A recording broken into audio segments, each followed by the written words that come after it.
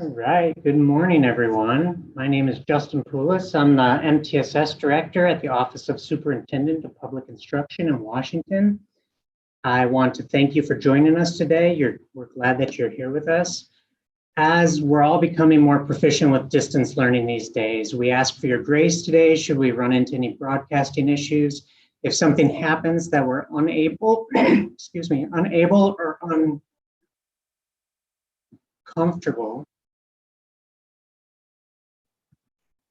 uncomfortable resuming any of our streaming sessions, we'll record the session and post it online within the next couple weeks. If you'd like to share your learning on Twitter today, you can use the hashtag MTSS Fest 2020. Thank you. So as we get started, I want to share with you and recognize that we have people from all over Washington, as well as from across the country joining us today. But for those of us in the Olympia area, we acknowledge that this meeting is being held on the traditional lands of the Squaxin Island tribe, descendants of the maritime people who lived and prospered along the shores of the southernmost inlets of the Salish Sea for untold centuries. We ask that participants of this meeting honor the tribal lands on which each of you are located today, within Washington, on the lands of tribes located on the coast, to the tribes on the Central Plateau, to those along the Columbia, Spokane, and other rivers, and to those living in the foothills of the Cascade Mountains. We ask the same of you wherever you might be watching in other parts of the country. We acknowledge the commitment of all Pacific Northwest tribes to the resurgence of their traditional ways and their respect and protection of all people, not only those who are living, but also those who have gone before and who are yet to be born. We pay our respects to the elders, both past and present, and to the valued resource the tribes have defined as their children. They are the tribe's future.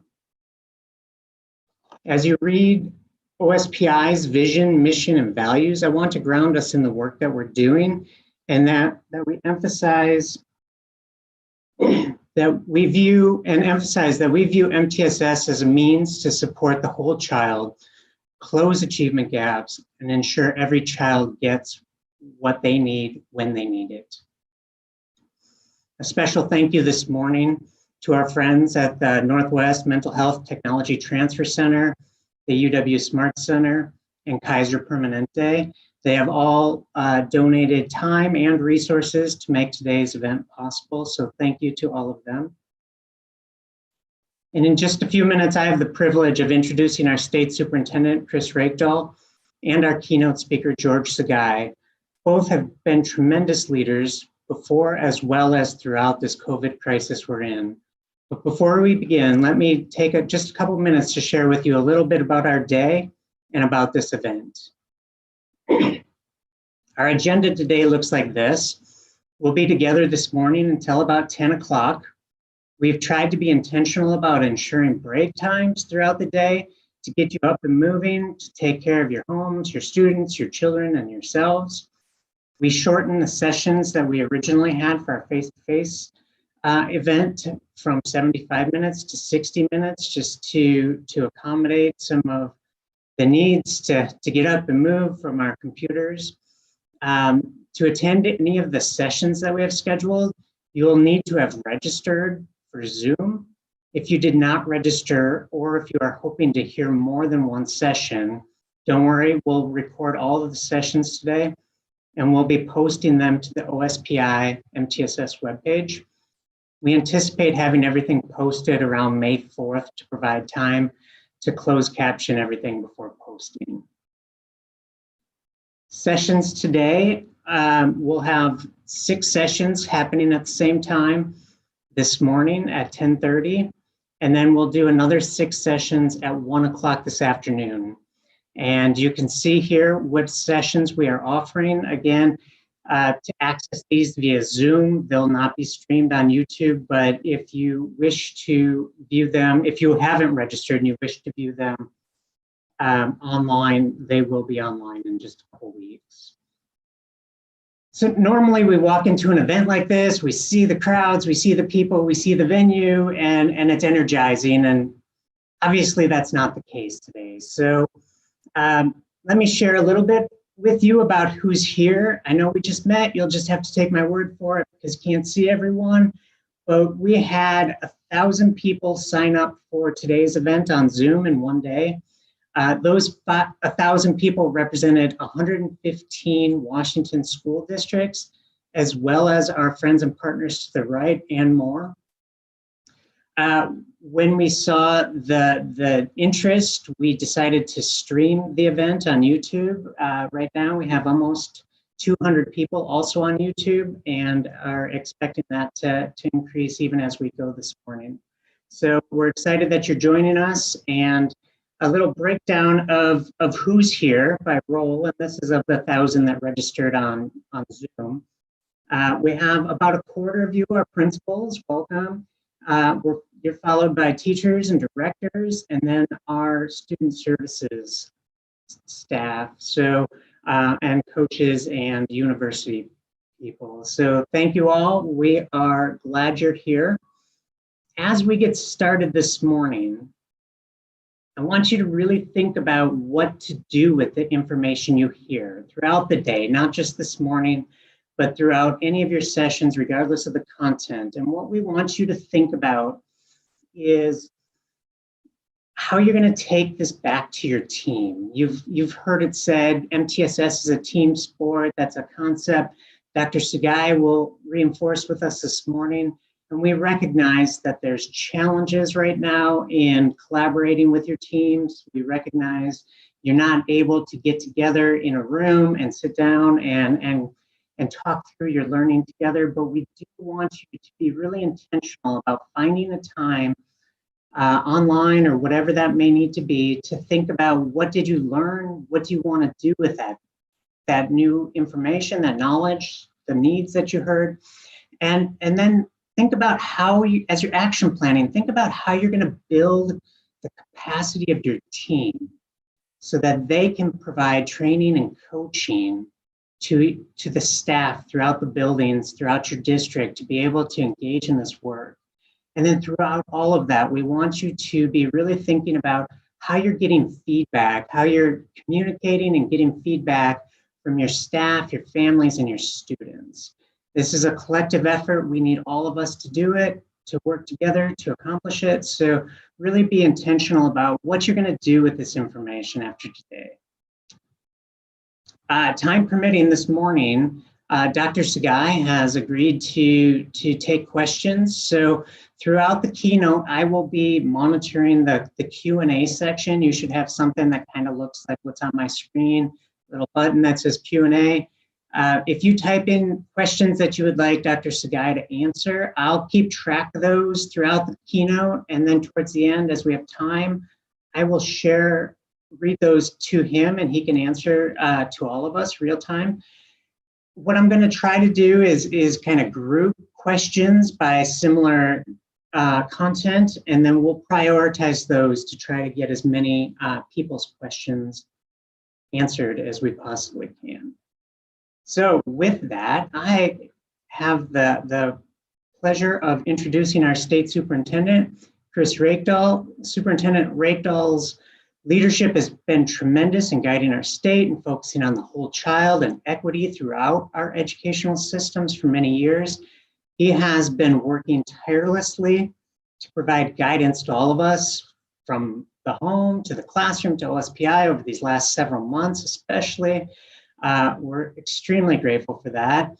He says he's been losing some hair over this. I'm not sure I feel terrible about that for him, but we are so glad that he is here with us. So please join me to welcome Superintendent Chris Reykdal.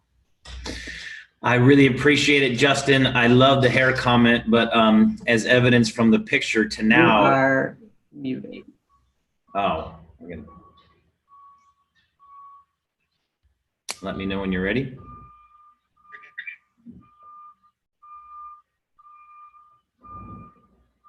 Are we doing okay? I'm gonna need a thumbs up or a sound back on that. All right. Hey, good morning, everybody, and thank you very much for being a part of MTSS Fest.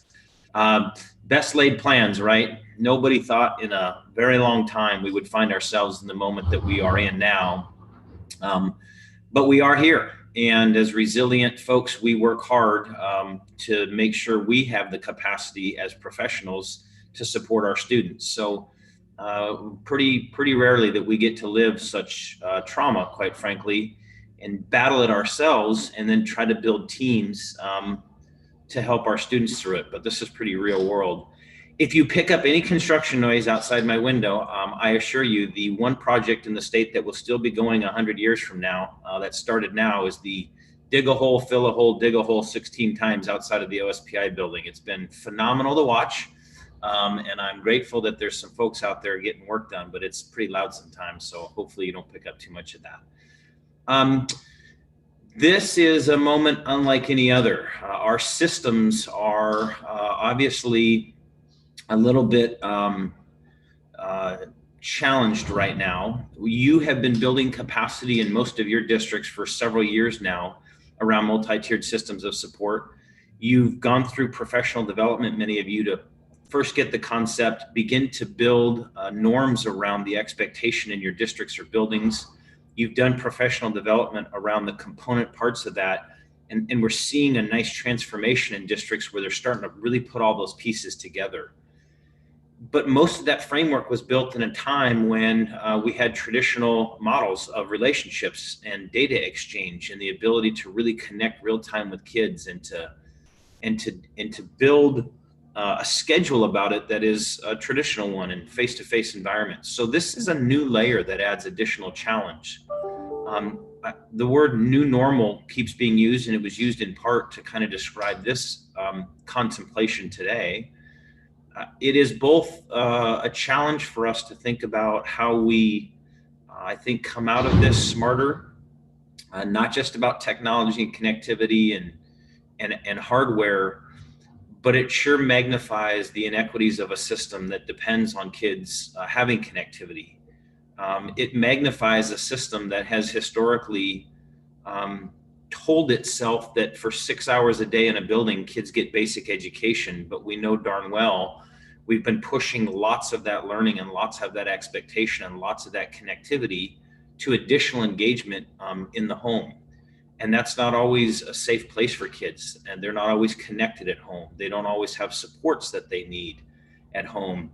So I'm taking from a lot of this that the systems you're building right now are being built with fidelity around both a return to our traditional instructional model and our support model in our buildings, but a much more sophisticated and humble understanding of how the world of technology, the expectation of connectivity to learning outside of our buildings, how inequitable it has always been and getting worse. It's not defined as basic ed, most of these services that we provide now outside of our building, and yet we essentially demand students to be engaged in that.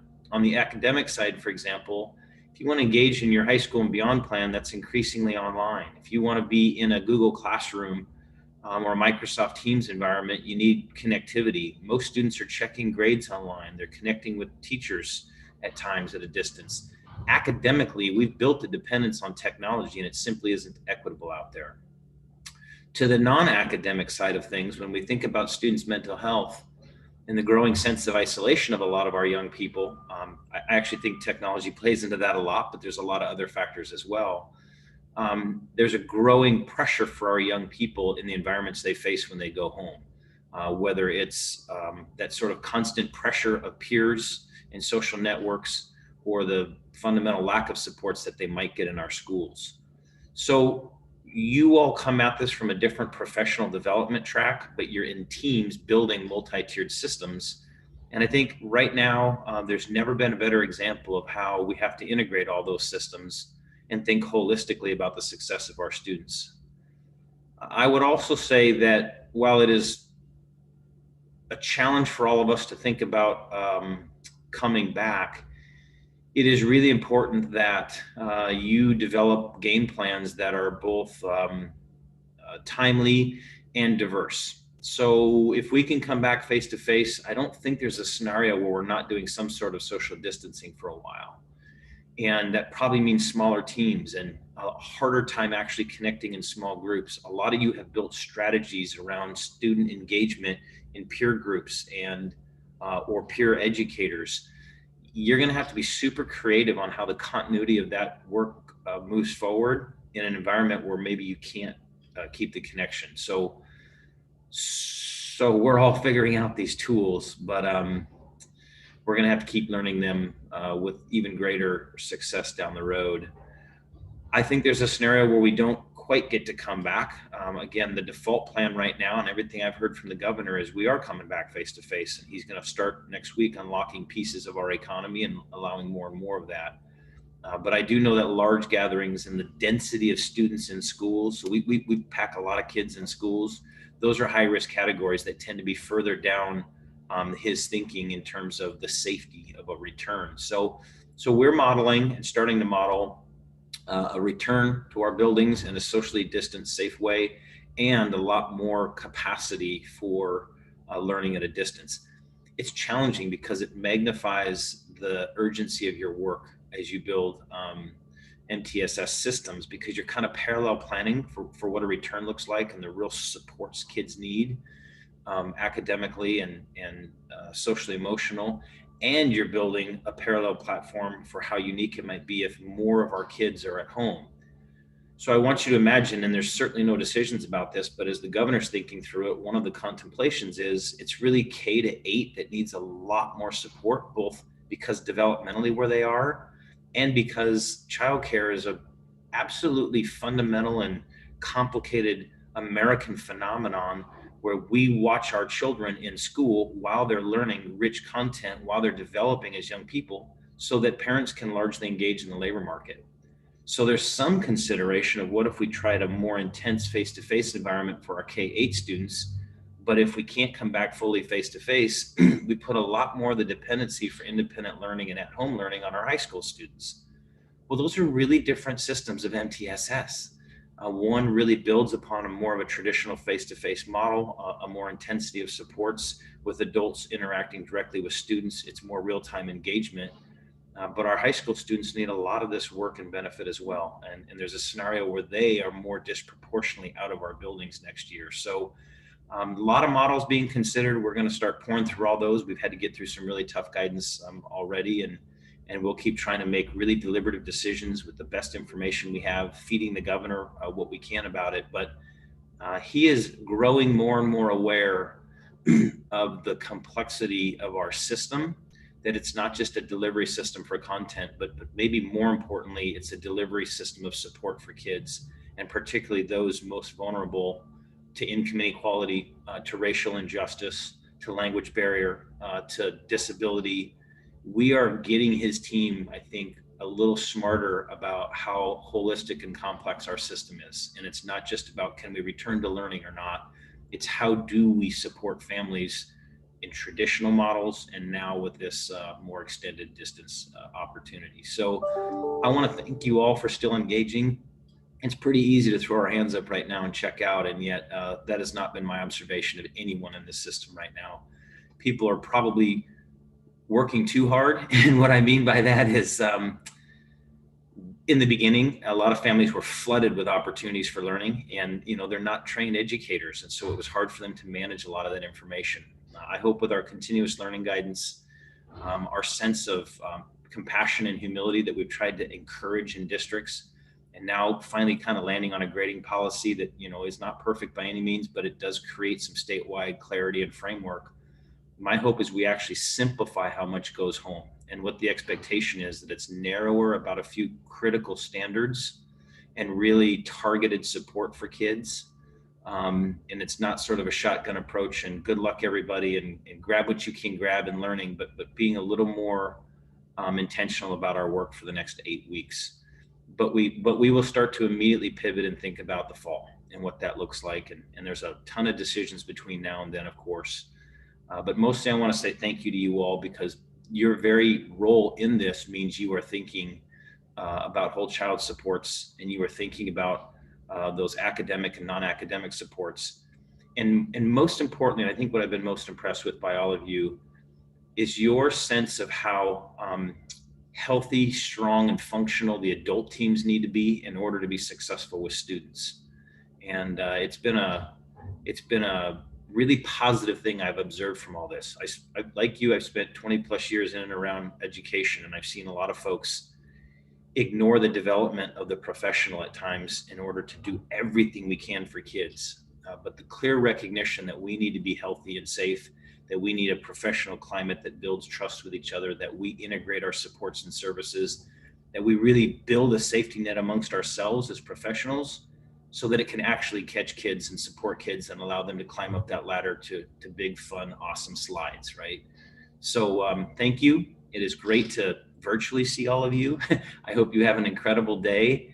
I thank you, Dr. Sugai, for your work with us today. I'm grateful that you've given up your time and your knowledge and your expertise to keep the development in Washington State. We got a pretty awesome thing going here, and a virus isn't going to stop us. That's for sure, but it causes us to do the work differently. So for me, thank you.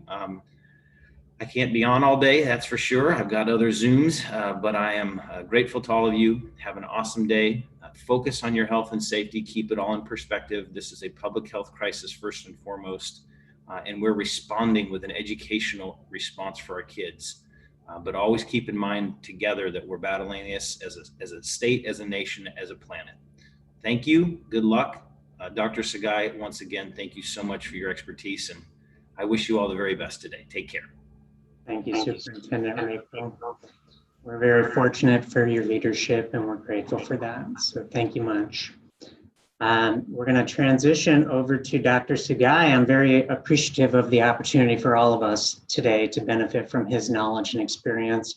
As Dr. Sugai shares his experience, his knowledge, his wisdom on how we can use multi-tiered logic and leverage our multi-tiered systems to address the current and anticipated needs that we have as a result of this mental health and public health crisis that we have and are anticipating.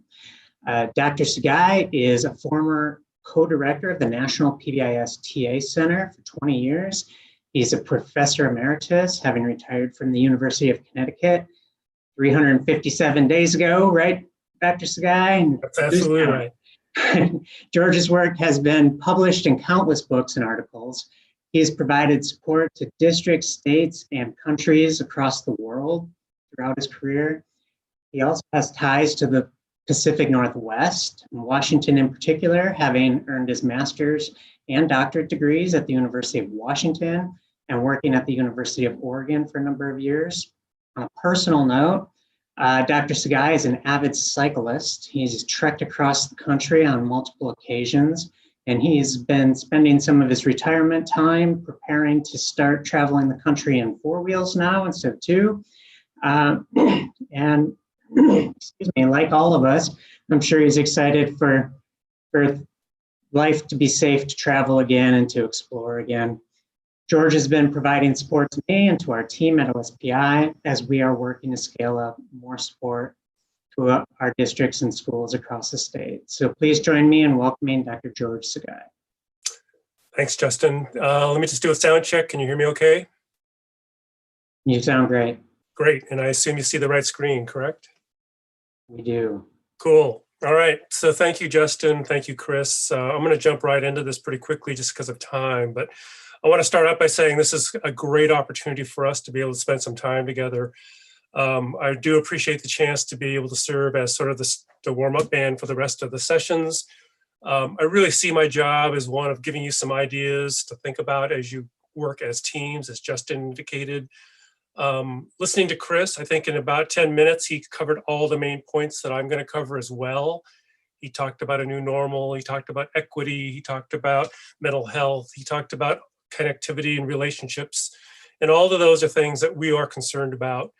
And Justin and his team asked me to kind of play with those topics and think about how we can move the transition needle over towards what happens as we think about the new normal, if you will. So I'm going to jump into this pretty quickly, and I'm going to kind of start off with, again, some acknowledgements. You know, I've been in retirement for a while. I'm kind of rusty. I don't do a lot of this kind of work anymore on a regular basis, but I still have quite a strong passion for what's been happening out there. And with the recent crises, it's been pretty important, I think, for all of us to consider how we're going to move this all forward. So I really do want to acknowledge Chris and the work he's doing, Justin and his team. Again, much of what I'm going to share with you, we've kind of learned from the kids and families and others and educators out there. And I really do appreciate the fact that 1,000+ of you are spending some time with us. I understand that some of you are probably doing yoga and hand weights and doing your planks while you're watching this, and that's fine. I'm hoping that as you're doing those other activities, you'll get a few ideas to take back to your teams, or at least to take back to your school as you're thinking about getting restarted again.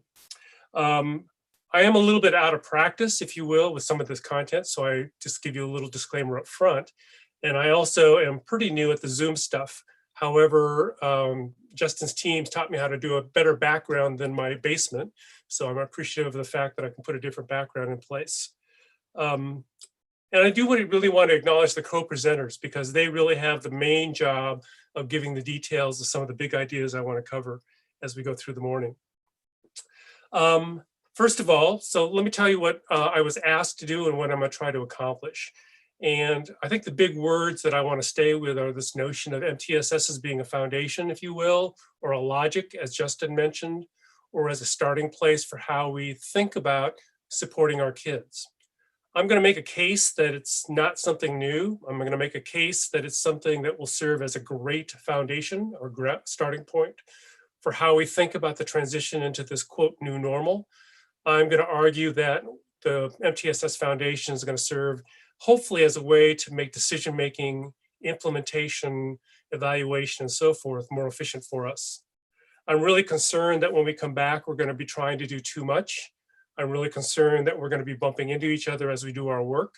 And I really think the MTSS framework serves as a means by which we can clean that up a little bit and hopefully accomplish the kind of outcomes that are important to us around the academic, social, and behavioral success of our kids.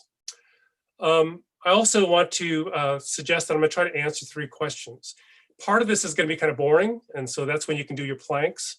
And that is, what is MTSS? So I'm going to argue that there's plenty of good definitions out there, but I'm going to suggest that there are some essential features that you really have to kind of give emphasis to if this is going to work.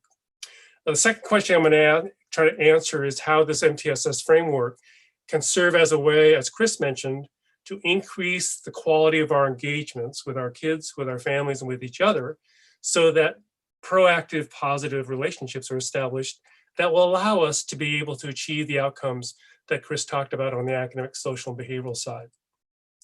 And the last thing I'll do for a few minutes at the end is spend a little bit of time talking a little bit about what we've learned about action planning and how teams can use their minutes, use their capacity, resources to schedule activities in a way that might be more beneficial, especially under these conditions under which the playing field out there is really been upset or disrupted, and in which the routines and so forth may not work in the same way as they have in the past.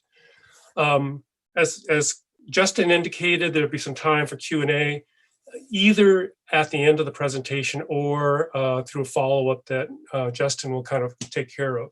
So I'm just giving you that heads up, because sometimes I tend to go up to the time that I'm supposed to finish, and I may not give it time for answering questions, but I'll try to do that if we can. I also want to let you know that here in Connecticut and Massachusetts, the pollen is coming out. And so if I rub my nose and so forth, you can't catch it because we're on Zoom, but and I'm not sick, I don't think, with COVID, but I am sniffling a little bit because of the allergies. All right. So I have 3 major objectives. I'm hoping that when you walk away from this, you'll be able to tell anybody why MTSS is important, not only now, but also for the future. I'm also hope that you're going to be able to walk away with, here are some guiding principles or way to do our business so that we can be more effective and efficient and relevant in our action planning.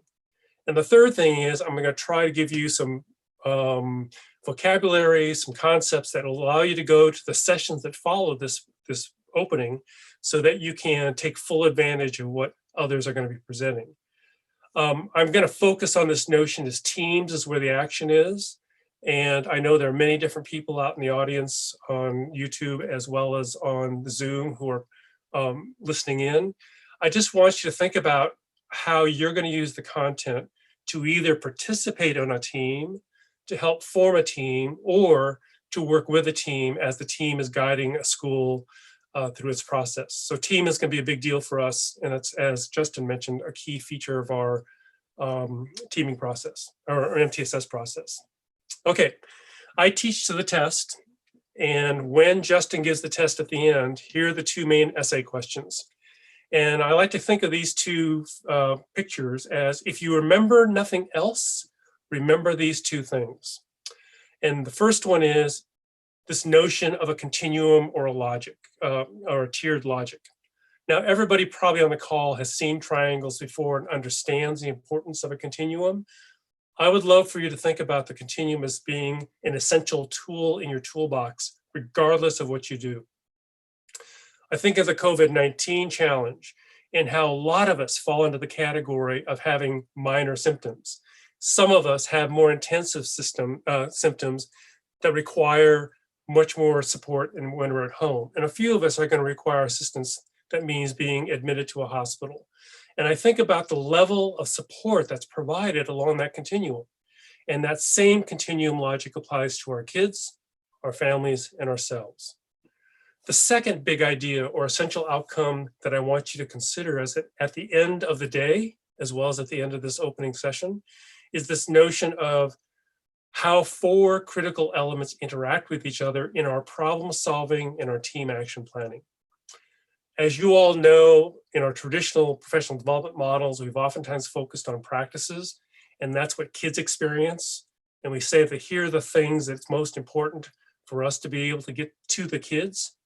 But I'm going to argue that the MTSS logic gives equal, if not more, emphasis on being clear about what we're trying to achieve, which is the outcomes, as well as what the adults need to have to be able to select and use the practice to achieve that outcome, and also the data that are required to guide our decision making.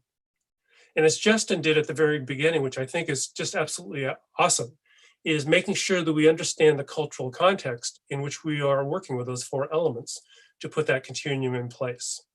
So if you remember nothing else, I want you to approach problem solving and action planning with the idea that the continuum is important for guiding us and that we have four important tools to consider: outcomes, data, practices, and systems. And if you look on my ankle, these are the two tattoos that are always present, and because they're sort of fundamental to the work that we do. Oops, I forgot to show you my little pivoting prompts. So the continuum and the interaction between the four elements. Now, a lot of the language out there in the bigger world is about this notion of a new normal. And I think that new normal idea makes sense. But I want to argue that you just can't think about what the new normal is going to look like or might look like and just only prepare for what we're going to do after the COVID-19 event is happening. I'm going to suggest to you in the MTSS logic that we need to be thinking about what we're going to do now, what we're going to be need to be doing during the transition process, as well as what we're going to do after. Those three time periods are probably sort of critical to the MTSS, not only the development of the action planning, but getting people ready for the action planning. And I might even argue that the before part is the most important, because you want to get people ready for being able to move into the actions that are in your planning. Now, I'm going to go off task just for a second. On the right-hand side there, you'll see a little hand clap, and I forgot to mention it earlier. I think there was one on the previous slide as well. That little hand clap means put your hand weights down, something important's happening. And if you want to pay attention to anything, pay attention to the content that has a hand clap by it, because those are the things that I think are sort of really important. And the really important part of this picture is this notion about what are we going to do now in March and April? How are we going to move into the during part, which goes over the summer and as we approach the fall? And what are we going to do after the kids come and we've gotten started? And how long is that after going to last? Okay, so let me ask you to think about the context for what we're covering for this thing called the new normal. And I'm not going to go through all the words on this picture, but I think it's important to understand that what people like Justin and myself and others and Chris have been doing, and yourselves as well, has been trying to create environments where kids and adults and families can be successful. And you've been dealing with issues around opportunity gaps, around bullying, around school violence, around mental illness. We have been working on those things for many, many years, trying to create environments where kids can be successful, where families will be comfortable, and adults can do the work that needs to be done. I want us to think carefully that that's an important baseline for which we can do our next steps. It's not that we give up on what we've done, but we really need to expand and enhance what we do well in the context of what's coming up. Unfortunately, COVID-19 hit. It caused some really significant crises involving critical illness, involving chronic illness. People who are being affected are going to have long-term effects. Many of us on this call have experienced people who have been critically ill. Some of you, unfortunately, may have experienced death in your families. Some of you have experienced significant disruptions of your relatives and friends with respect to employment. And some of you have experienced pretty significant trauma yourselves because of what's going on. What that really argues for is being very careful about thinking that this transition is not just a new normal. It's a new normal that means that we have to pay attention to the T word, that word called trauma, because we're going to have more unemployment. We have unemployment now. We're going to have to suffer the effects of that unemployment. We've got homelessness that's going to increase. We've got all those kind of things that have always been around, but now we know the impact of those things and the presence of them are going to be much more in our face as we think about moving into the new normal, if you will. I want to create some optimism and say we do have some tools and some things we've learned from that baseline phase, but we can't be just kind of nonchalant about saying we're going to do a little bit more of those things. We're probably going to have to adapt some to that. And that new normal means we're going to have to calibrate, and renovate. It's not like just putting new furniture into our house. We're probably going to have to break down some walls and restructure some of the hallways and pathways within our homes. Education in particular is going to be important to us because that's our kind of domain. But schools are one thing that kids rely upon and families rely upon, not only for the social support, but for the academic successes that they experience. We know that the things outside the school are also going to be different. And around mental health, around public assistance, around insurance, what recreation is going to look like, and how the federal and state leaderships are going to function. All of those variables contribute to a new normal that's not just amping up a little bit. It's more about being strategic about how we recalibrate and renovate what we're doing in order for the school organization to function more effectively. So the hand clap here is, and I heard this someplace and I can't remember where I heard it, so I apologize for not having the reference, but this new normal isn't about just turning on the light again. In our case, the light switch is broken. And what that means is we're going to have to think about, replacing that switch, and it may have to be a different kind of switch. And it may mean more than one switch. And I think that notion of come back after Christmas, turn the light switch back on, isn't going to be the same as this transition that we're confronting because it's systemic and community-wide. So a little plug here, and I'm going to kind of focus. I'm not going to spend a lot of time on this because I know that there's a couple of sessions on it and there's lots of resources out there. But I want us to think about the MTSS logic as a way to bring the trauma-informed approach into our schools so that kids can experience this notion of being supported when they come into these environments. There's a really good start for this. And in March 26th in the Washington Post, Valerie Strauss, who's somebody I kind of follow, has done a really good job kind of making a case for how important it is for us to amp up, if you will, our focus on trauma-informed approaches. That is already happening in some places like the SCL work and like the PBIS work and other contexts and the violence prevention work. And I'm going to suggest to you that's going to be something we need to step back and bring into what we're currently doing. In that particular article that Valerie put in place, she references tolerance.org, and I'd encourage you to take a look at that site if you haven't already. The tolerance.org site is supported by the Southern Poverty Law Center, and they do a great job of sort of summarizing how we need to approach the trauma-informed approach. And again, I'm not going to go through the items, but when you look at the materials which are available to download at the OPI site, they kind of highlight 4, 5, 6 things that are important to the trauma-informed approach. This notion of creating predictable routines and about maximizing safety through engagements and relationships and so forth. I really, really want to push that if we're going to do the trauma-informed approach well, we've got to do number 4, which is we've got to consider all kids, all families, all staff members, and we've got to do it from an MTSS perspective. So what does trauma-informed experience look like for everybody in the school? What does that trauma-informed experience look like for those kids who might have experienced trauma more directly themselves and are still struggling for how to figure it out? And how do we support those few kids who might have directly been affected themselves personally by something within their family, within their cohort of friends, where it has had a dramatic effect? Same thing is true of families, and same thing is true of staff members. We can't assume that all staff members are going to come back ready to hit the ground rolling. Fortunately, most will, but some are going to need a little bit of time to make the adjustment, and some are going to need a little bit more collegial support in order for that transition to occur. And we need to make that overt, and we need to formalize our approach to that. And lastly, all of us on this call are going to have to model these things that we're asking other people to do. Because if we don't model it ourselves, it's going to be very difficult for the environment to accept the changes that are required. Now, I'm going to stop just for a second. Justin, is everything sounding okay and working okay visually? Yeah, it's perfect. Okay.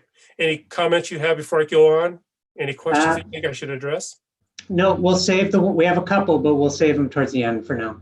Okay, I'm going to check back with you every once in a while, make sure I'm just not talking into the space someplace. Yeah, that sounds great. Good. I also want to point out 3 or 4 resources that are available at the PBIS site. Now, I know this is a general MTSS Fest conversation, but at the same time, my kind of roots are in the PBIS world. And I want to suggest that the PBIS site has some good MTSS materials. And there are 4 that were recently created by the site or posted at the site, some guidelines that address some of the topics that I'm going to cover today, and also going to be covered in more depth in some of the other sessions. And some of them have to do with families, some have to do with how to teach routines at home, and others have to do with responding to the COVID crisis specifically. So I'll have you kind of reference those yourselves, and there's a hand clap there to kind of remind you that it's important. I know you have lots of time for some spare reading because you're at home. If you haven't had a chance to look at this book called The Nurture Effect, and you're kind of academically oriented, this book does a really nice job of kind of helping us think about why human behavior and the environment that we work in and science-based approaches are so important. It was written before the pandemic, but the concepts, the logic applies even more so now as we think about our transition. So I just give that to you as a final resource. Okay, given that little setup, in the next 46 minutes that I have, I want to move on a little bit to focus on some kind of theoretical, conceptual, important pieces to how this logic makes sense around MTSS. And then I'm going to shift over to a little bit around teaming, and then I'm going to end with a couple of examples. So that's sort of my next 3 major steps, if you will. I'm going to do a piece of just a real quick summary of some research that was done in 2000 with a cohort of kids from 2015 that was recently reported in 2018. And I just want you to come away with a couple of big ideas from 2 sub-studies from a national survey. I've used this a couple of times in some other presentations. Some of you probably have read this yourselves, but I want to summarize 2 or 3 big important points that are important to our transition into the new normal, as well as our thinking about the MTSS logic. And don't worry about the graphs, don't worry about all the words, don't worry about the numbers, just focus on that red circle. And in the first study, our first analysis, they interviewed teenagers, and they asked them the question about, how safe do they feel at school? And the message was really kind of cool. And what they said was, school is one of the safest places we experience. 95% of the students reported feeling safe at school. across the country. And that is regardless of the perception of crime in the community. That's an important context comment, because what it means is that you could live in a high crime, high violent, high antisocial community and still feel like safe school, safe place. You can live in a neighborhood where you don't have those challenges, and you'll still consider school as being a safe place. And that's still in the context of the violence that's occurring inside of schools, which frankly is fairly rare, but it's pretty traumatic. Schools are a safe place. Now, the reason that's important to us today is because kids are coming back to school. They rely upon us as a place where they can learn, feel safe, be able to engage us socially and so forth without feeling threatened. That is an important context for us to do the work that we're going to be addressing within the MTSS logic. That same study indicated that kids are more likely to feel safe at school. Of the 95% of kids who feel safe at school, most of them said, I feel safe at school because I have access to an adult or a friend. Now, what I want you to walk away with here is that notion that adults are important and meaningful people to kids. As we come back to the new normal, as we go back and build our teaming efforts, the whole process is about getting kids access to adults and getting access to their friends and building those relationships, because that relationship creates a sense of safety, which creates a context for us to be able to support kids along the continuum. So to go backwards, the study has two messages. Kids feel schools are safe, and two, they feel safe because of us and their friends. We have to take advantage of that. We have to build that as our context for the work that we do. Second small study that comes out of that same survey, same kind of picture, graphs and numbers and so forth, words. Here's what I want you to think about from the second sub-study. What they found in the kids 12 to 18 years old is that there has been a decrease in the number of reported bullying and hate-related words by kids 12 to 18 up until 2015, right? So it's important messages. 2015, decreases in bullying. That is a good thing that there are decreases in bullying. There are two things to consider. We don't have data after 2016, and we don't have data after 2019. Now, the reason I bring those two dates up is because between 2016 and 2018, the FBI reports and other reports indicate that bullying rates and hate-related activities and incidences have gone up. I'll show you a little data for that in a second.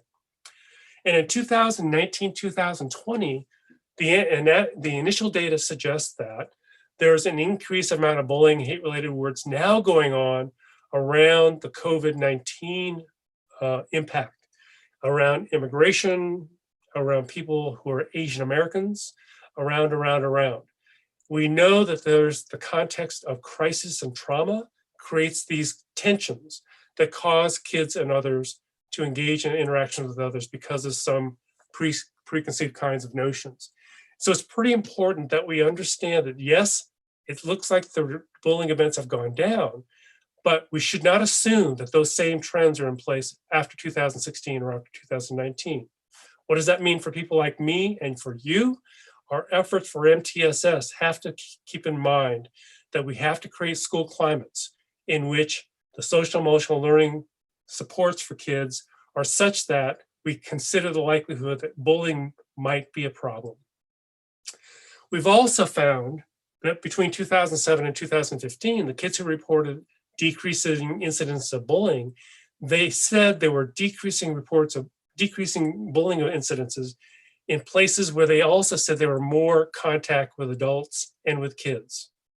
Say it another way, when kids and adults have access to other adults, they're less likely to find or see bullying inside those schools. Saying it again, adults are significant others in the impact of decreasing bullying incidences or preventing it or inhibiting it.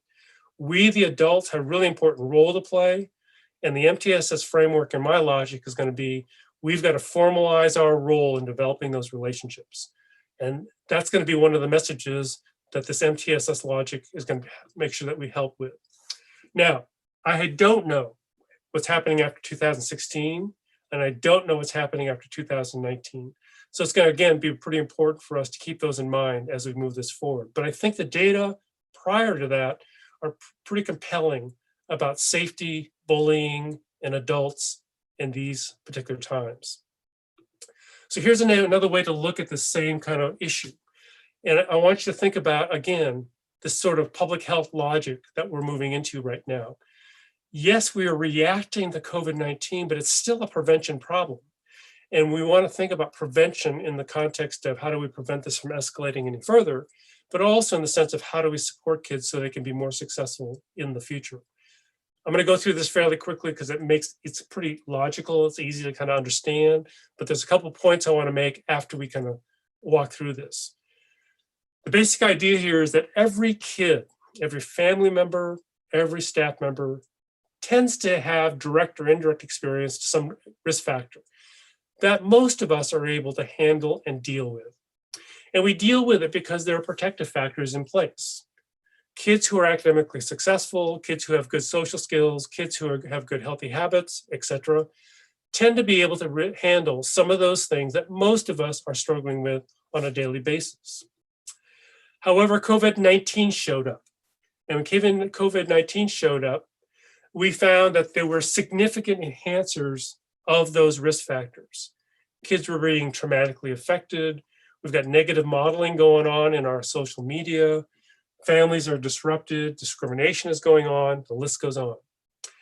So when COVID-19 hit, it's an example of a risk enhancer, meaning that something happened to cause those relatively minor risks previously for most of us to become much more significant to more of us. And if you're a kid or a family member with significant risk already, these have even more dramatic effect upon us. Now, the reason I wanted to go walk through this kind of public health model is to be aware of two things. One is when crises like COVID-19 show up, we tend to react to the problem, and we jump quickly to a range of interventions and solutions. We jump quickly, sometimes to punishment, sometimes to exclusion, sometimes to biased kinds of responses. We jump to one-time training events. We try to find quick solutions. We jump to things that actually have more deadly effects than they have enhanced effects because the studies haven't been done. And we use a lot of subjective decision-making. I want us to be very, very careful that as we move the transition into the new normal, that we're cautious about those ineffective responses. There are many things out there that make us feel good, but we may not have the minutes, the time, the resources, because they compete with us being able to do the good work. Now, just to give you kind of in a way inappropriate on my side set of examples, you know, when school shooting events occurred, many thousands of people came to schools to help them. There was this reaction of how can I help you? And lots of interventions were being introduced to schools, more than the schools could handle. And yes, it's well-intentioned, but many of those interventions did not have good experimental or even sometimes educational validity for being introduced into the schools. We're going to have the same issue when COVID-19 new normal is being addressed. Many people are going to want to help. The team's job is going to be to make sure they have a good filter in place so that they are making sure that they are making good choices on what they're going to do within their action planning. So my warning for you to consider, and maybe that you've already figured it out, and that's great, is be very, very careful of the reactive response to a crisis. Know that those reactive responses are natural because of the risk enhancers, and that our job as a team is to be very strategic about filtering out what is ineffective, time-consuming, competing with what we might consider effective practices. We know, for example, that trauma-informed decision-making is an effective, evidence-based, you gotta do it approach. We should not let trauma-informed interventions be watered down because it's being competing with something else that might sound good, but doesn't have the support for it.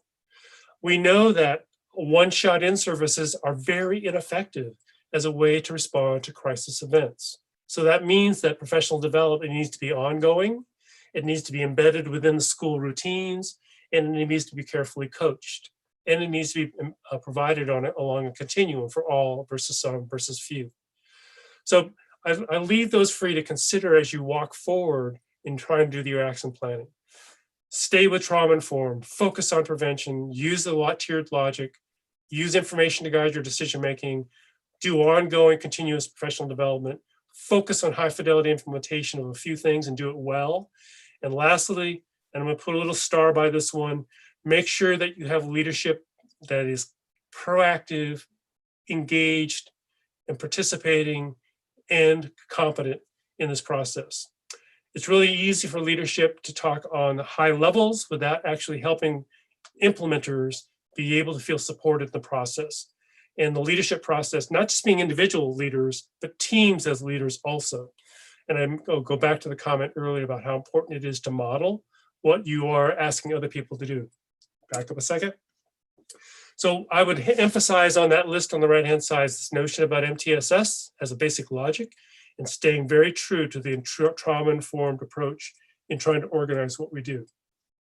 Okay, having said all those kind of nasty things, what I want us to think about is we on this call, we on this YouTube, we on this Zoom, whatever you call that, is we are in an incredible position to have a big impact on facilitating the transition into the new normal.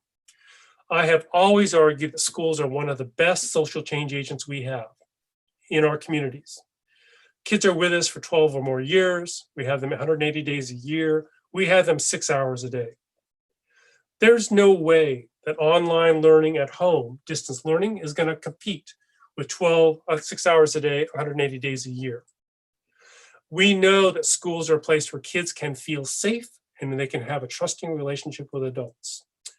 So we, as on this call, we as action team builders, action plan builders for our teams, need to say to ourselves, how do we make sure that we take those 6 hours per day and we organize it in a way that's efficient and effective and relevant for our kids and ourselves and the work that we have to do. It's not going to be about doing more in those 6 hours. It's going to be more about how we use those hours strategically. We're going to have 180 days, I hope, next year. And I hope that if we have 180 days, that we use those in a way that are cumulative and we can maximize the growth across those days.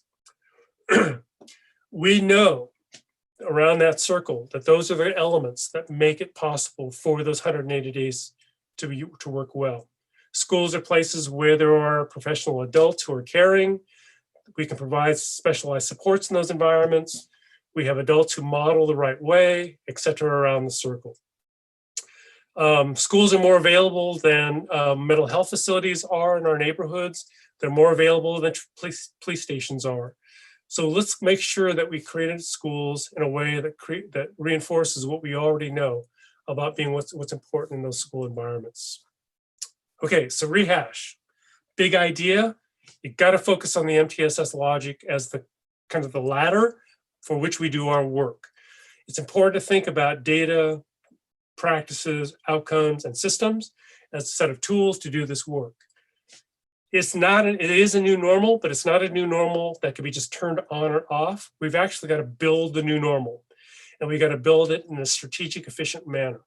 And I really argue that schools are a wonderful place to do that, better than any other place that we have to try to build that logic. So let me do a little bit more, 5 or 10 minutes, a little bit boring, around making sure we're all on the same page, for at least in the state of Washington and those that are on the call about what MTSS is and isn't. And then I'm going to focus on some teaming things, and then we'll kind of close out my part. The big idea here is that MTSS is not a big deal. The MTSS logic has been around with us since 1970s. It got its kind of jump start in the RTI movement. The PBIS Center kind of built the MTS logic, RTI logic at the time, into our work. And MTSS comes out of the prevention world. It's been out there for a long time from the prevention sciences. So, you know, what we're actually doing now is saying, you know, maybe we should be doing that within our schools. The big message here, though, is that MTSS is not an intervention that kids experience directly. MTSS is a scaffolding, an approach, a process, framework, whatever you want to call it, for the adults. It's there for us. It's what we experience. It's what the team uses to organize the practices that the kids get. So I think it's pretty important that we walk away from this day making sure we understand that we're building a framework for our practices. And that framework is a continuum. And that continuum is kind of loaded, if you will, with identified empirical practices. Those practices have as critical outcomes the academic and behavior success of kids. And MTSS is for all students. It's not just for a few. Sometimes there's a myth out there or a misrule that MTSS is only for the kids who run away and cause us problems. No, MTSS is for all kids. There's a misrule that MTSS is only for general education. That's not true. MTSS is for all kids. Kids with disabilities, kids with mental health issues, kids who are doing fine, etc. So it's important to kind of keep in mind that it's a general logic for us to be able to do the work that's being done. My rule at PBIS, some of you on the call are PBISers, need to understand that if you are already doing PBIS, you can build upon that history or that experience to expand the MTSS logic out into other areas of the school. So think about not abandoning your PBIS team, but instead saying, how can we renovate our PBIS team to become part of our MTSS leadership within our school or district or county? Now, don't pay attention to the words, just say, oh my gosh, there's a lot of them. Lots of definitions out there for what MTSS is. School psych has them, every state has their own definition. You in the state of Washington have your own definition. I like to use as a starting point a general definition that Kent McIntosh and Steve Goodman have been using in their book on multi-tiered systems. The book has been out since 2016, and there's been a lot of kind of rehashing and refinements, but it does a good job saying, you know, MTSS is not an intervention. It's the way how we organize what we do inside of schools. And the idea is to create one coherent system that allows us to go across the domains within the school. And, you know, I think it's the big idea here is that to understand that you are building a framework, and it's not something that we're going to try to put in place for the kids directly. Just another kind of picture to reinforce this idea. I want you to think about the MTS logic, as Justin kind of suggested, as being this umbrella for everything else that we do within our schools. Some of these words are probably familiar to you because you've experienced them within your schools. Some of you are in states that have used some of this language. But the idea, again, is to have you keep in mind that it's just kind of an umbrella, that all of those kind of programs or projects that are underneath the MTSS umbrella all share the same features. And PBIS is my world. I'm not going to read this at all. Just go to the Washington OPI site or OSPI site, because you've done a really good job already of creating a general kind of parameters about how MTSS framework is going to be developed in the state of Washington. Now, hand clap. There are lots of variations for what MTSS might look like within a school or a county or a district, but they all tend to share some common functions. And what I mean by functions, I mean actions or activities. A good MTSS team at the district level uses data to guide their decisions. A good MTSS team spends time trying to build local capacity for implementation at the school level. A good MTSS team places a priority on evidence-based practices and puts them into a continuum, and so forth around the circle. When you walk away from this day, I want you to go back and say, gee, we need to set up an MTS team. We need to bring members onto the team. The team members need to understand, here's what we're going to do. We're going to do these things. We're going to use data. We're going to screen regularly. We're going to coordinate implementation as a team, you know, and so forth and so on. These are sort of the core features. You can add some others. You could probably de-emphasize some of these things, but these are common across all those definitions I just shared with you. Again, I'll come back to the idea that whatever that logic is, you're always going to be focusing on the kind of outcomes, data systems, and practices. They're all represented in those core features as well. Okay, I'm going to slow down just for a second. I know I've used this before many, many times. I'm going to use it one more time just to remind you. For those of you who haven't heard this presentation before, I want you to pay attention to this notion about what a continuum is. I want to start out by showing this picture primarily because it kind of gives us an idea about what we don't want to do inside our school environments. So it goes like this. Here's a picture of a sign in a neighborhood. And this particular sign has been set up because all the buildings around the school, on the street, have graffiti on them.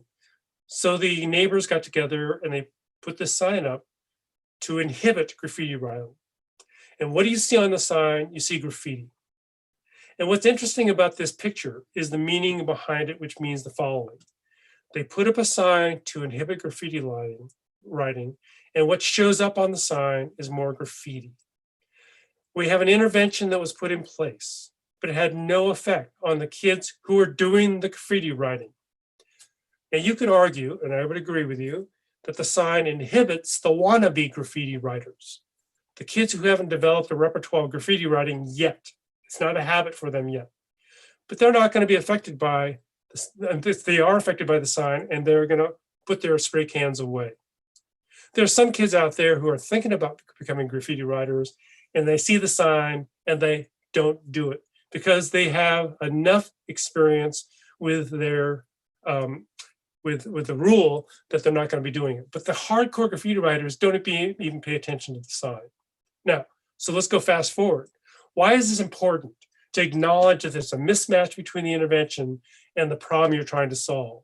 You're trying to get the graffiti writers not to write, but you put up a sign to inhibit the new graffiti writers. So we have a mismatch. In every one of the schools in the state of Washington, you have the functional equivalent of the graffiti hotline sign, and that's the discipline handbook, right? And or the reading basic, the basal reading program, or the math curriculum, or the science curriculum.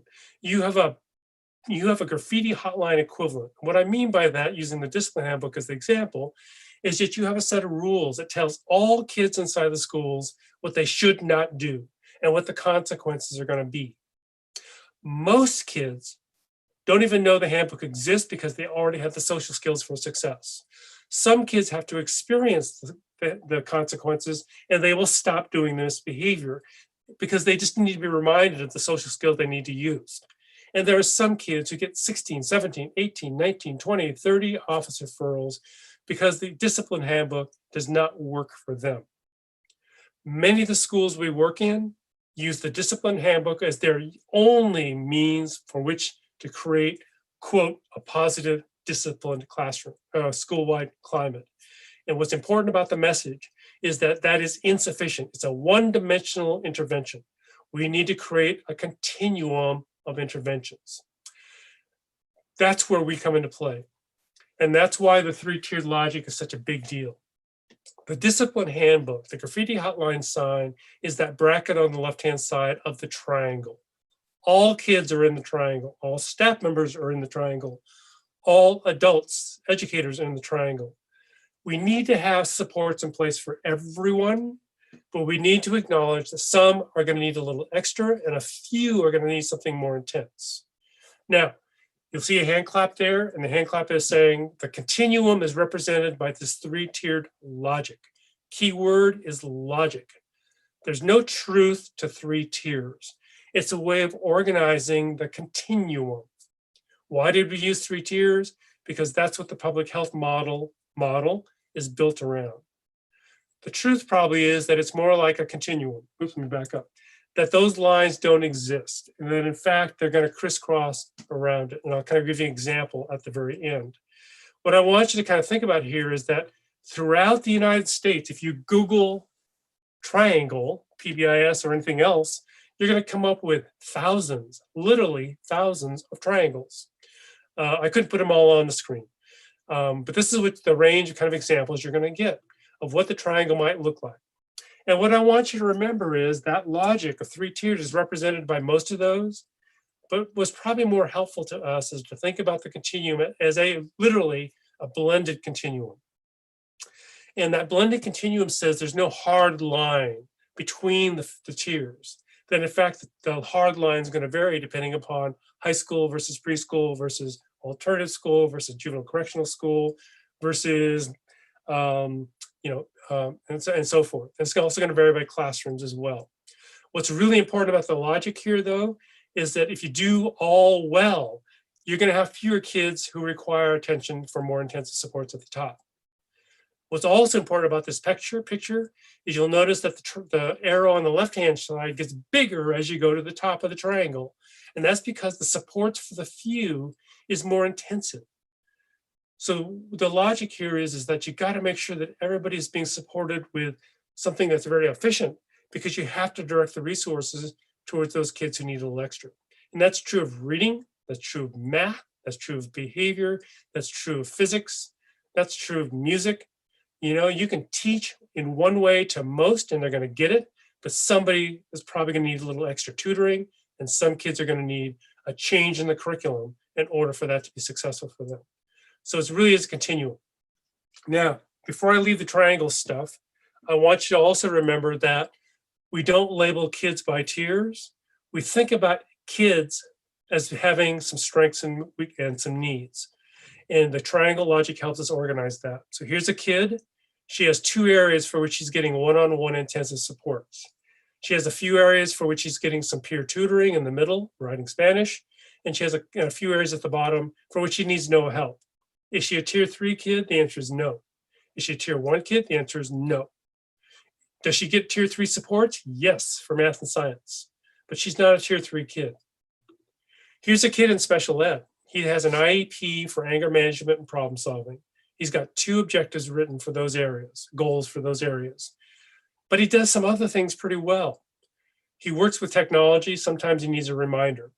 So he has some other areas for which he has no need for supports. What that picture means is that special ed, because you're a kid with disability, does not mean you're a special tier 3 kid. What it means is that you have areas for which you need tier 3 supports, but you can still participate in tier 1 because you're doing some of the things that are really important for us. Special ed is not a tier 3 intervention for tier 3 kids. Special ed is an service delivery model and a due process system by which kids get greater access or free and appropriate access to areas for which they have needs because of a disability. Pretty important messages for us to remember. I want to finish this kind of logic or example with what a triangle might look like for me. So this is my picture for my strengths and needs. I used to do some work in Jamaica, and they speak patois there. It's a kind of a dialect, and I need somebody standing right next to me. I need one-on-one translator to understand patois and to be able to engage in a conversation. In my work group that I used to run, I needed a group of individuals to help me calculate the statistics for doing a hierarchy for an HLM, or being able to calculate a significance quotient. I needed help with those things because I can't do it myself. And there are some areas for which I need to know help. Cooking, billiards, lawn mowing, etc. I don't need assistance. Now, my wife might say I don't express my emotions enough, and then I need counseling for that. But that doesn't make me a tier 3 husband. What it does say to me, there are some areas I need to work on. And that area does require sometimes tier 2 or tier 3 support, but I'm not a tier 3 husband. I am a person who has some strengths. I mow the lawn, I go on long bicycle rides to get away from out of the house and so forth. And I think it's really important to understand that we as adults have similar triangles as our kids do. It's not that we get defined by our triangle per se, by the tiers.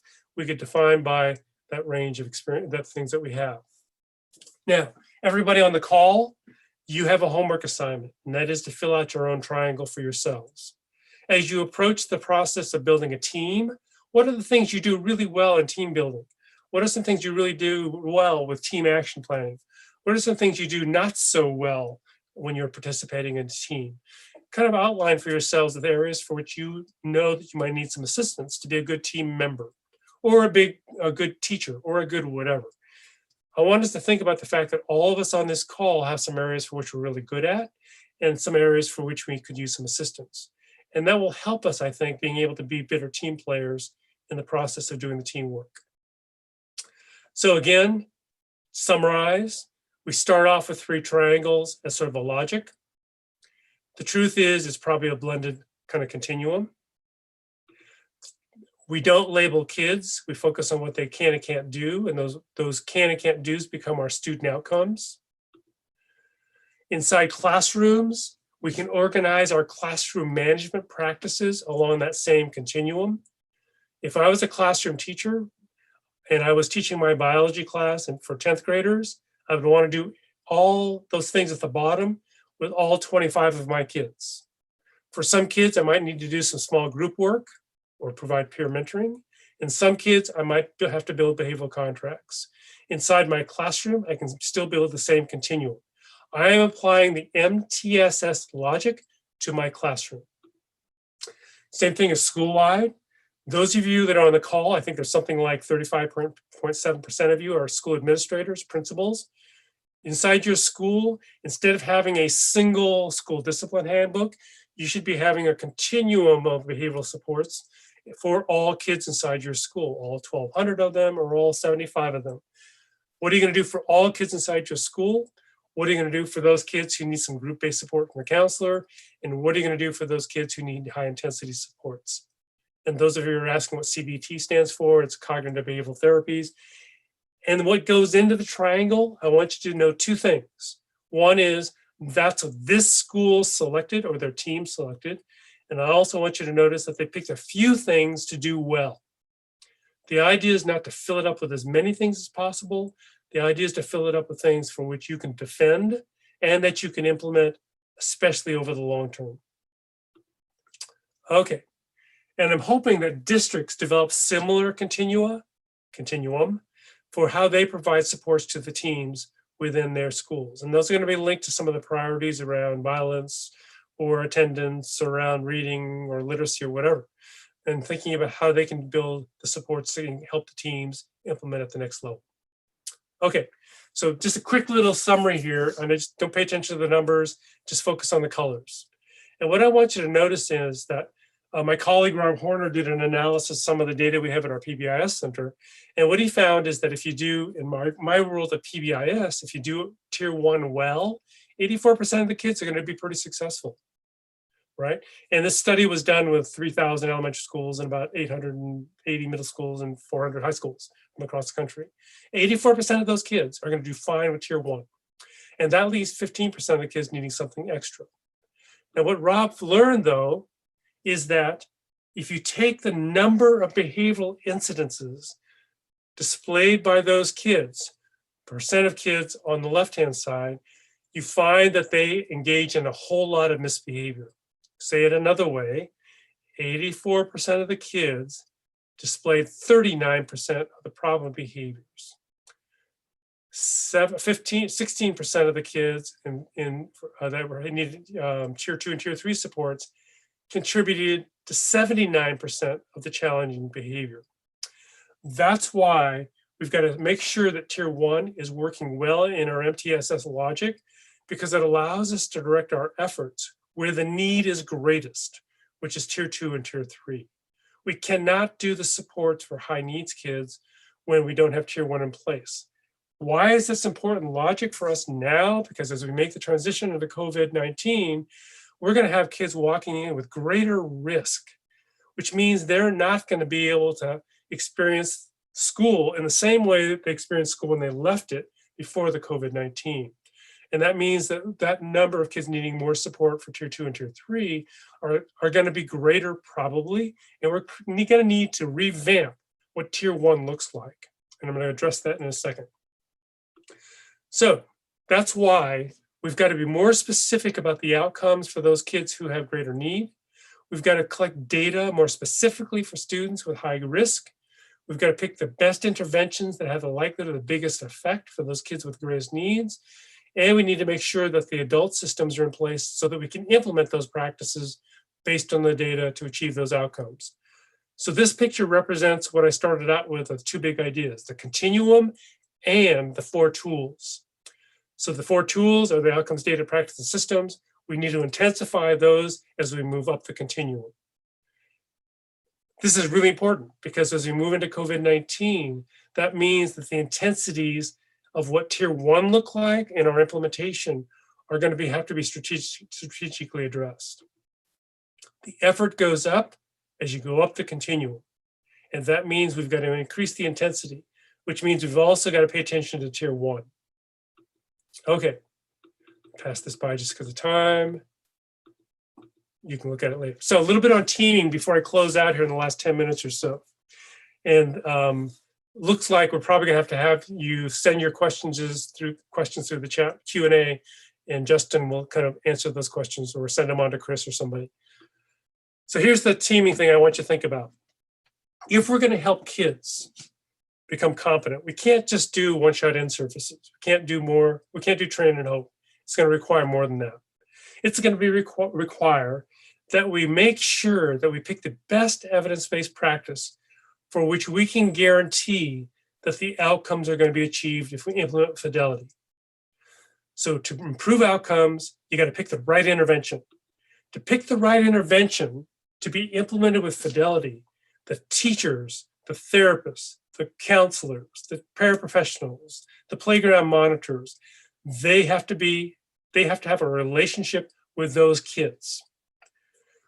In order for a high fidelity evidence-based practice to have the effect that we want, the teachers and the kids have to have relationships with each other, teachers and kids.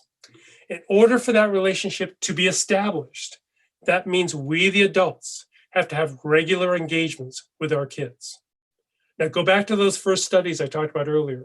We talked about safety, we talked about decreasing bullying, we talked about relationships, talked about the need of adults, we talked about safety.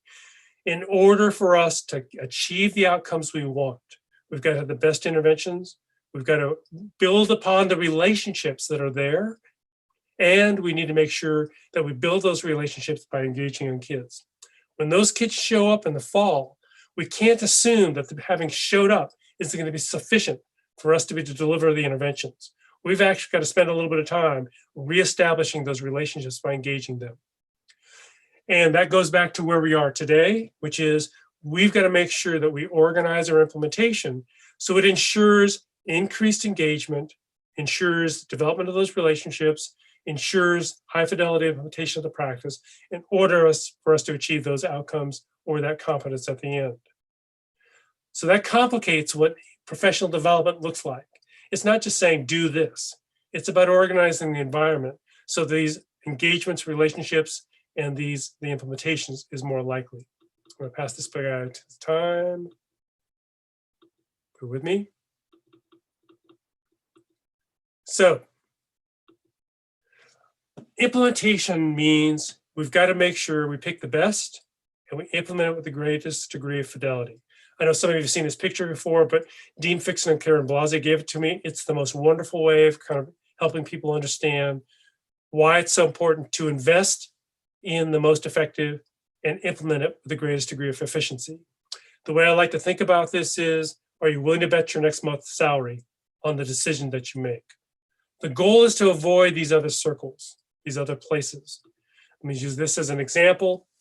This is an example of an intervention, very effective intervention. We know that when you use condoms, you're less likely you're more likely to be able to prevent pregnancies. But if you present the condom stapled to the card, it's unlikely to have the effect that it's intended. So here's an effective intervention poorly implemented. We can do trauma-informed interventions because they're evidence-based, but if we don't do them with fidelity, they lose their impact. The other two are the things I warned you about earlier, which is let's be very cautious that we react to the COVID-19 crisis with jumping too quickly to interventions because they sound good. These are two examples of interventions for which, one, I don't know why you have them in the first place. And when they implement them, they actually make the problem worse. Because if you look carefully, there are little nick marks on the signs from stones being thrown. Or to finish off this picture, here's an example of, if you read the kind of the marquee, it says psychic fair canceled due to unforeseen circumstances. You really got to question the intervention when the intervention doesn't solve the problem that caused the intervention to be pulled away in the first place. Okay, so action planning. I'm gonna slow down just for a second because this is what I want you to think about as you're moving into the sessions that follow. And this is what I want you to think about as you're starting to build your action plan. I want us to make sure that in your action plan, you're considering the when question, which is what I mentioned earlier. What are we gonna do today, right today? What are we gonna do before the kids show up? What are we gonna do when the kids are there? And what are we gonna do for after? Let's formalize those routines and plans.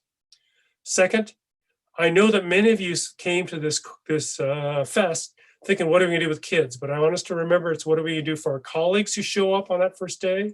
And what are we gonna do for our family members? And lastly, it's about the continuum. What are we gonna do for everybody, some, and few? This is just an example. I'd love for you to think about your action planning along these domains. On the left-hand side is just a schedule. Now, 1 month, 1 week before, and so forth. It just as a snapshot, excuse me. What are we gonna do for these target audiences? All, some, and few. This picture just represents that previous picture, which shows time, target, and tiers. I won't go through some guidelines, but when you pick up the materials, each of those will have some suggestions for how to think about the before, think and how to kind of prioritize the scheduling. There's also some things about how to think about what to do for the students, families, and educators. And then also some examples of how to think about what I mentioned earlier about engagements and relationships and so forth and implementation as to what you might fill into those cells. I know this could be a little intimidating, but your idea here is what's the smallest number of things you can do that has the biggest effect that you would put into each of those cells. Pass this by just because a little bit of time. Pass that by too. So your job, I think, is to engage in activities for the now, before, during, and after that creates these school climates, these school organizations that have 4 critical features in them. One is there's a common vision about why we're doing this and where we're trying to head. There's a common language by which you're doing your MTSS process. There are a set of experiences that all kids, family members, and staff members engage in to create that vision as that's expressed through the language. And you have quality leadership through the team and your principals and coaching that allows us to be able to manage the implementation. Successful organizations have this common vision, common language, common experience, and common leadership. I would love to be able to visit your school 1 week into your school year and see that most of your staff, your kids, and your family members know what the school's about, vision, have a language by which they do their business, language, and how they have a set of routines and experiences that define how school operates. And you have a leadership that's guiding the process that's more direct and engaged. All right, so one more picture that I want to share, one more thing I want to share with you, and you'll see some suggestions that are very much like everything I shared with you before. But I want us to kind of end with this example at the end. I'm going to kind of pass these by because I've not used my time well. And that is this picture. And I want you to think about the interventions that you select as being ones that can be expanded or elaborated so that you don't have to say, that intervention didn't work, let's do something else. Or that intervention didn't work, or that kid, what can we do differently for that student? What different curriculum or whatever. And I'm gonna use it through an example. And I'm using an example because I think it's so cool. And it's so cool in the following way, and I'll do it really the fast way. Clay Cook and his team did this great study. And it's one of the first studies out there that have demonstrated that greeting kids at the classroom door has an effect. And 2 major outcomes of a study that he did of teachers who greeted kids at the door and teachers who didn't. Going quickly to the results. He found that when teachers greeted kids at the door with positive greeting at the door, the kids were more likely to get on task faster. And second of all, there were fewer weird disruptive behaviors. So 2 messages: greet the kids at the door, academic engagement increases, disruptive behavior decreases. He did 3 things in that intervention. He said teachers give a personal greeting, give a reminder or pre-correction or a prompt, and then reinforce the heck out of it. So it's something like, good morning, Justin, air 5, because you can't touch, right? Good morning, Justin.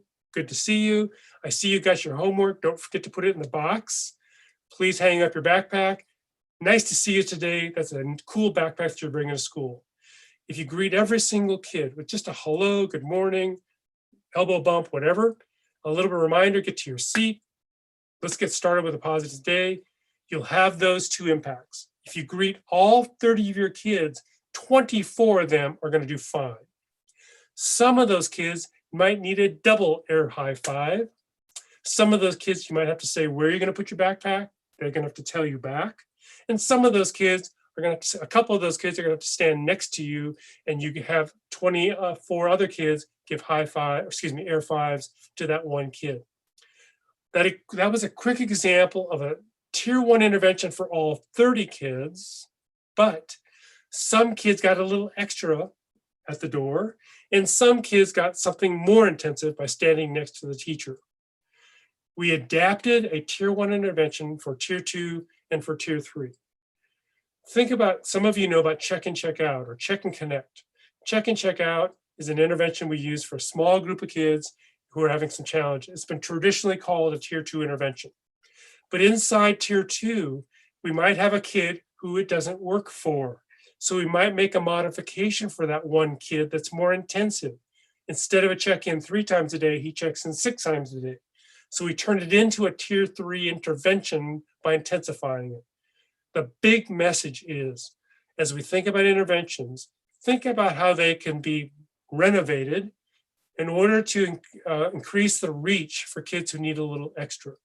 We don't have to add on more interventions if a current intervention can be modified that has the same effect. As you think about your action planning, I want you to think about that positive greeting at the door as an example of how can we do this for all our staff, for some of our staff, for a few, in a way that modifies, so we don't have to create something that's uniquely different, that requires a different level of attention. All right, so let me conclude. There are a couple other slides I went through. There's some materials there that you can read on your own. You've got enough background now. I think you can figure it all out. I think the sessions will cover some of it as well. Hand clap, big idea, concluding main points. Put down your hand weights just for a second. Continuum is a big idea as you do your action planning, as you select interventions, as you think about the kids who need support. I want you to make kid benefit as your #1 critical criterion for success. When you pick an intervention, you're going to ask, what's it going to look like at the kid level? If you put together an intervention plan, a professional development plan, ask yourself, how likely is this going to reach the kid?